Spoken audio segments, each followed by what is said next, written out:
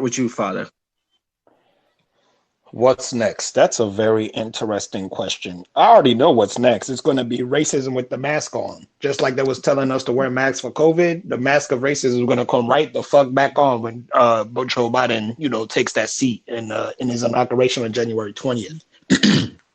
So what's next is up to black people, honestly. That's the real answer. What's next is up to black people and how they want to maneuver in a Biden presidential term. You know what I'm saying? Now he says all that shit about, oh, we're gonna make sure that the black community builds wealth and Kamala Harris and all this shit. And I'm just like, bruh, at this point in time, you should know that black people, they're not really messing with you like that. And they have every justifiable reason to be not messing with you. You not only approved a bill that enabled CIA to put crack cocaine in the streets. You also were very, very, very famous for that 94 crime bill, which locked up a lot of black men. So two things that you were a part of literally almost crippled the black, well, not even almost, it crippled the black community in ways that we're still feeling the effects today. That's why it's so easy for people to fucking criticize black men as we are today, because they don't know what the fuck happened to us that made us this way in the first place. They only see the end result, and then they base us and they judge us on the shit that they don't know happened to us. And this is not just some shit that we've been dealing with and it's over. This is shit that we are still feeling the residual effects of. Little young boys grew up with our fathers, and then young boys that also grew up without the fathers were subject to teachers in school that didn't really give a fuck about them, and then they push certain medicines on them because they say they too active, or they say they too hyper, or they try to make them sit still. And we all know how young black boys are. We don't really sit still. We want to be engaged. We want to work shit with our hands. We want to run around and just be boys. But the way the school system works, you can't really do that. So from a young age, we're already polarized as it is. And then as we grow up, and then we see images of violence, we see people not making it. The only thing that we can really aspire to be is basketball players or football players or a rapper or some shit. And so many black men die trying to chase that dream without realizing that you could do something with yourself. You can work with your hands and make an honest living. A plumber makes a lot of money, an electrician makes a lot of money, but they don't teach these young boys these things because of the results of what Biden did with crack cocaine and the 94 crime bill. So when I try to explain this, I get Negroes that are so invested in the Democratic plantation that they think they're trying to tell me, oh, we gonna give them a chance. Oh, well, at least Trump is out. And I'm like, the last 4 years when Trump was president, the only thing he really did was extend the same racism he had for black people to everybody. That's really the only thing he did. Yeah, the man was incompetent. No shit. We've been saying the same shit since before he became the Republican nominee. But now in 2020, with a pandemic coming, with we're in an economic crisis and shit, black people, like, all of this shit affects us. But the number one thing that has always affected us, regardless of whether we're going through a pandemic or not, is white supremacy and racism. So until black people actually realize that and mobilize themselves to rid themselves of such an institution, and by doing that, you're not supposed to be even subscribed to Republicans and Democrats, because both of them ain't gonna do shit for you in the first place. They haven't done shit for you since America was a country in itself. Why the fuck would they start now? Yeah, we can talk about, they ended slavery and shit like that. Slavery wasn't ended, it was emancipated. The slaves were emancipated. They had to work for their freedom. So all this shit going on, and people just really don't want to read between the lines. They just want to do what makes them feel good. They want to go outside and, celebrate Trump is gone and, party and just buck dance for, white people, for the white people that say they love them, but really don't. Because if they did, they would have been rioted and pushed the fucking agenda for black people to get something in this country that they built. So when it comes to that, I'm just like, to answer your question, it's up to black people. It's not up to Biden. What's funny? Because I think, and you probably done seen it on the list I gave you, the fucking thing I wrote down was what as we as black people need to accomplish in these Biden years. So it's funny you say that, because I'm going to get to Dion, but that's just one of the things where I wanted to see us go. It's just like, all right, now we got Biden, and what's next? And what does us as Black people need to accomplish in these Biden years? Since finally we got Trump out, but I'm gonna go to Dion. Dion, what do you got? Anything to say? Well,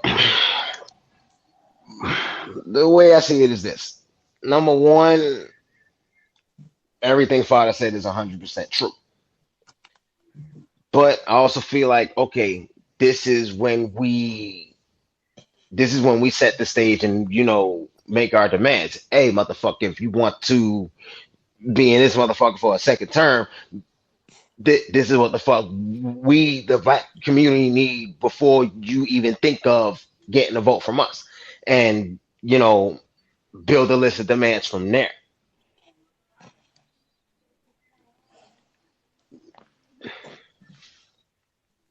He can't just, let's be honest. We know who put him there. We're not even going to match that. We know who put him there. Now it's a matter of what do we get for doing it?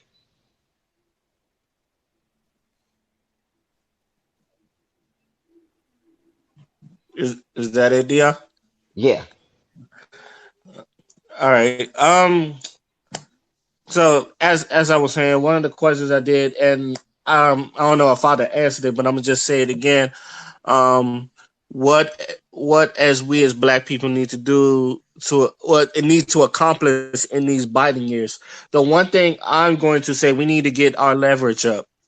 And the one thing I want Black, we should be doing this anyway, no matter who's in our president. But I really want us to do this in our Biden years. That way we can have leverage that we can pull into the next the next election, where we could like ask for tangibles and like increase our Black wealth. If we really about being woke as everybody says we are, then we really need to work on ourselves. If they have plans for the Black community, we need to make sure that we keep our foot on their necks, because I've said this before. I love Obama and Obama years, but I've said this before. Black people treated Obama like a celebrity. That's why I hate it when like most of the Black people said Obama ain't do nothing for Black people, they do nothing for gays. And I always said, well, y'all really didn't do shit Obama years anyway. Y'all motherfucker treated him like a fucking celebrity instead of a motherfucking president. So Facts. so if y'all gonna like fucking go at Obama, y'all should really look at yourself in the mirror. And one thing I will say, and one thing positive I would say about the Trump era, is that Black people did realize that if we don't really get on our shit, we really need to look. We're not going to be taking it seriously, and it was kind of looking like that in the Trump years, because let's be real, like Trump kind of like beefed more with the Mexicans than he did with the Blacks. Yes, he said some Right. shit about Black women, and but he done said some shit about everybody. Like I know Black women was like really taking it personally when he went at Maxine Waters and other people, but y'all forget he went at LeBron James, he went at fucking liberal leftists. If anybody he was more worried about was like Antifa and getting that wall built up, which he didn't, and tried to get us to pay for it and all that stuff. He never really like been in on the promises that he wanted to keep, but he tried. But one thing it showed Black people is that we need to have tangibles for ourselves. We need to like do for ourselves, because obviously um, the neither side is not going to do shit for us. So we need to do shit for ourselves. So us, what I want to see as Black people is we need to build our own wealth, and it's you can see it starting. And that's another thing. It started with the entrepreneurship, but if everybody that voted for Biden really thinks that he's going to do shit for us, we need to keep our foot on the necks, and hopefully he does work with Ice Cube with the contract with the Black America, because I feel like there, like if you really look at the contract, there are things that it does help Black America, even though like y'all want to call Cube a coon for like trying to work with Trump and all that other stuff, which I think you guys are really asinine for doing that. Y'all really That's should a be looking reach. at that. That's a big Yeah, reach. what's a big reach? Calling Ice Cube a coon for trying to help us out. That's a major reach. Yeah. Yeah, I don't. Yeah, I agree with you because it's not a reach at all. The man's been like he's been for Black America for the longest, especially since someone that's you Right. know, No, I'm saying for those who are referring to him as a coon, they're the ones reaching. yeah. But like I said, people don't know their history. This is why, which is why I get angry. It's like before y'all chastise him, man, y'all at least should, and again, y'all should at least know why he did it or what he was doing it for. It seems like no one was listening to him. I think they just wanted to curse him out. So, and I think Father like put that point out there, like we rather like jump on someone's throat than really try to see why or really do that. Like look at the context. So that's most of what I think should be done. Anything else before we move on to our next topic? Fuck Biden. Okay. With that being said, with a new president, we get a new vice president. The first female president, Kamala Harris, and for a lot of black women, the first black woman female president and Vice president, but vice president. Excuse me. I'm sorry. Um, but the one thing I have been seeing that before she even got, before when she was running for president, not even for vice president, when she was running for president, people was, trying to find out what her nationality is. If she really is black. Yes, she went to a HBCU, but if she really is black, where her parents from, if she's really black or Indian. They say she's Jamaican, but they from India. But now you kind of seeing people just accepting her as a black woman. Um, so what I want to ask you fellas, like Kamala being president, is this symbolism or significance? I think it's both. To answer your question, I think it's both. It is significant that she's going to be the first female vice president. But here's the thing, right? Because there's a lot, because here's where that intersectionality shit comes in. And this is why I always say intersectionality does not benefit black people as a collective. Kamala Harris is now vice president elect of the United States. But what do you see? She's the first woman of color, not black. She's the first Asian, not black. And then they add in, oh, she's the first black woman. But here's the thing. There's a one drop rule in America. We know that if you are biracial, you are considered black before anything else, right? This was the agenda. So I find it very funny that they don't apply the one drop rule when it comes to this particular woman. When CNN was talking about it, they said woman of color. When CNN was talking about it, when she was doing her whole rounds and shit, remember she was raised by her mom primarily. Her father's Jamaican, but she was raised by her mother primarily. Her mother is Indian.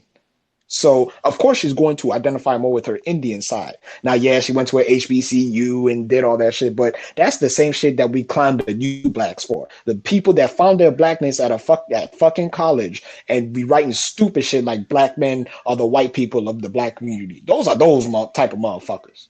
So they go to these little colleges or they go to these little colleges and shit. And not only that, Kamala Harris was also an AKA. And the AKA was notorious for being hella motherfucking colorist. So of course she's gonna benefit from that because she is not a dark-skinned woman.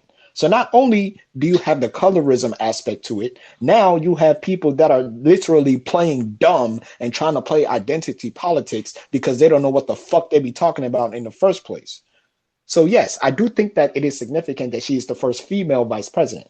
But because of how intersectionality works, the very bottom thing in that list is her being a quote unquote black woman, which isn't even really true in the first place because she's a biracial woman. Yes, she's part of the black community because she's black. She's one of her parents is black. But because she hasn't been raised, and I say raised with emphasis because her mother is Indian and she primarily stayed with her Indian mother. Because she wasn't raised like one of us, we don't even really see her as one of us. The only people that are really calling her black are black Democrats, black liberals, and black people who just need something to cling on for a win at this point because they just got through 4 years of Trump and they don't even know that wasn't even the worst thing that happened to you. So when it comes to all that shit, I also think it's pandering at its highest. I also think it's, just a way for people to shut the fuck up.